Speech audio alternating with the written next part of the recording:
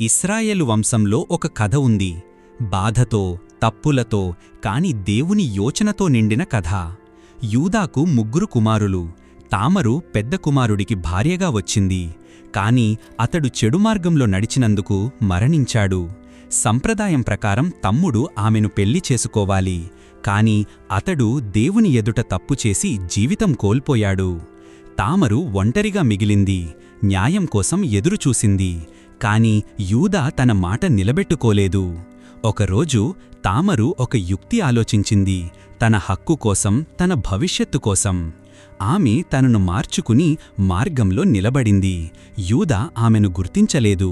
ఆమెతో సమీపమయ్యాడు. ఆ సమయంలో తామరు ఒక గుర్తు తీసుకుంది. యూదా ముద్ర, దారం, దండం. కొన్ని రోజుల తరువాత నిజం బయటపడింది. యూదా ఒప్పుకున్నాడు. ఆమె నాకంటే నీతిమంతురాలు. ఆ సంఘటన ద్వారా పుట్టిన వంశమే దావీదు రాజును మరియు యేసుక్రీస్తును ప్రపంచానికి అందించింది. దేవుని యోచన మన తప్పుల కంటే గొప్పది.